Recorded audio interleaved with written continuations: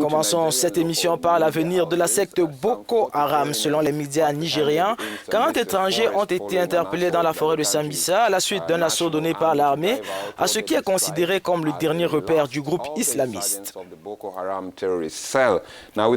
Ce développement intervient peu avant la fin de l'année alors que le président nigérien Muhammadu Buhari a promis d'en finir avec l'insurrection avant 2017 sur la base des renseignements fournis par le commandement de l'armée fédérale.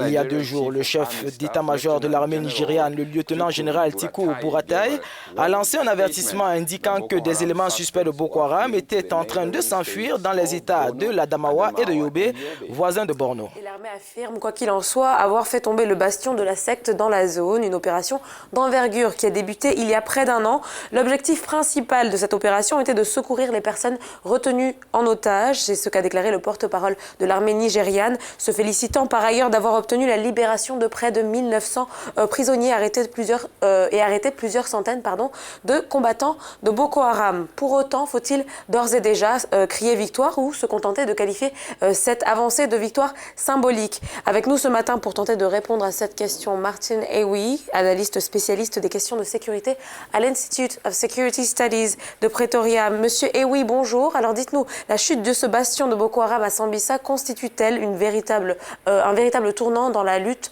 contre la secte islamique? Je crois que nous avons tous apprécié cette nouvelle et nous félicitons le gouvernement nigérian de cette réalisation, si cela est vrai.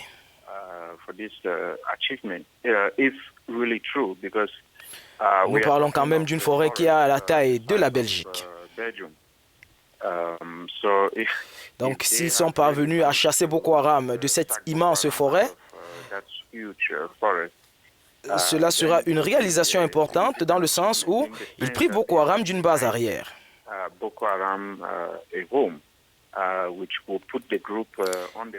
Et lorsque vous êtes en déroute, vous n'êtes pas stable et vous êtes incapable de planifier des attaques.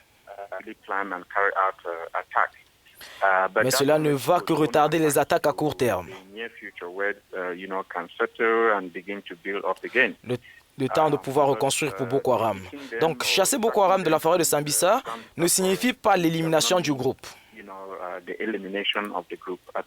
Je pense que nous sommes encore loin et il n'est pas certain que la force militaire soit capable de parvenir à cet objectif. Monsieur, et oui, pour que l'on comprenne un peu mieux, qu'est-ce que cela signifie concrètement? De quelle marge de manœuvre disposent les combattants de Boko Haram? Nous avons vu qu'au cours des derniers mois, de nombreux militants de Boko Haram rendaient leurs armes d'eux-mêmes au gouvernement. Le problème est qu'on ne sait pas la taille des troupes de Boko Haram.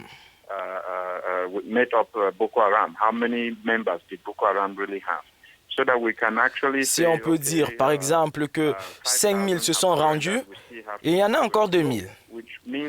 Donc, si nous avons plusieurs milliers qui se sont rendus, il pourrait y avoir plusieurs milliers d'autres qui restent ou qui pourraient s'être échappés dans d'autres États ou qui ont simplement déposé les armes d'eux-mêmes et qui se sont réfugiés dans leur communauté.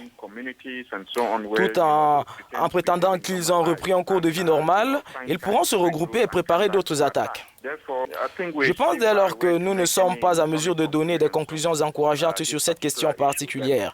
Mais les derniers développements sont en effet encourageants et montrent des signes que le gouvernement est en train de réaliser des progrès. Une dernière question, Monsieur Ewi. À quoi faut-il s'attendre dans les jours et les semaines à venir? Je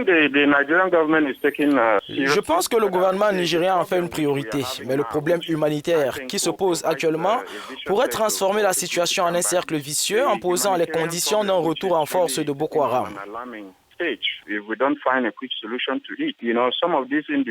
Certaines de ces personnes confrontées aux problèmes humanitaires pourraient trouver refuge auprès de Boko Haram et vous savez que cela pourrait redonner de la vigueur au groupe. Il faut donc que les activités militaires soient suppléées par une réponse sociale. Par réponse sociale, j'entends que de notre point de vue, Boko Haram ne sera pas totalement vaincu en coupant certaines têtes ou en poussant les gens à quitter la forêt de Sambisa pour un autre lieu.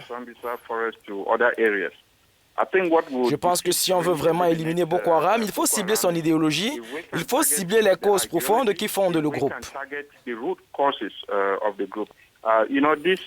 Vous savez que cette insurrection n'est pas la première au Nigeria. Boko Haram nous signale qu'il y a un problème d'impunité qui doit être abordé et ce n'est pas un travail de militaire.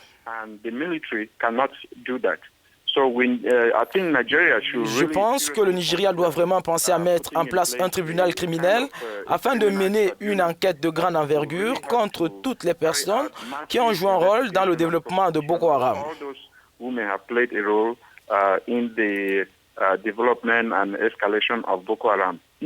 Pas seulement pour les punir, mais pour dégager la responsabilité de leurs actions.